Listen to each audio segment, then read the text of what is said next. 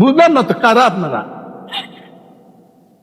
ভিতরে কেউ আপনারা এদিকে দেখতে পারেন, আমরা এদিকে দেখলে কি আছে এটা বুঝবো না, এটা ঠিক না তো। মাননীয় সদস্য, প্লিজ পার্সোনাল ফ্রিডম নিয়ে কথা বলা উচিত না। বৈরক চৌধুরী এমন কোনো কথা বলেন নাই যে স্পেসিফিক কাউকে আঘাত করে এবং ব্যক্তিগতভাবে এমন কোনো কথা বলেছেন যেটার জন্য এখানে এক্সপান্স করার মতো কোনো কথা আসবে। নীল নদের পানি যেরকম নীল না, তেমনি ভাবে দাড়ি টুপি থাকলেই যে নারী স্বাধীনতা এবং হিজাব নিকাবের প্রতি সম্মান থাকবে, বিষয়টা আসলে এরকম না। মানুষ, আশা করি ভিডিওটা আপনারা দেখছেন, সম্পূর্ণ কথাগুলো আপনারা শুনছেন। তো শেষের কথাগুলো আপনাদের কাছে কেমন লাগছে অবশ্যই মন্তব্য জানিয়ে যাবেন।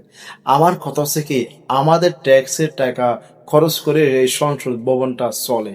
তো ওই যে এমপি গুলো সেখানে গিয়েছে, তারা কেন গিয়েছে এইসব বিতর্ক কথাগুলো বলার জন্য? দেশকে মানে শান্তি আছে, আরো কিভাবে অশান্তি করা যায়, একটা বিতর্ক কথা কিভাবে বলা যায়, এই জন্য কি তারা কি সংসদে গিয়েছে? কোনোদিনে যায় নাই।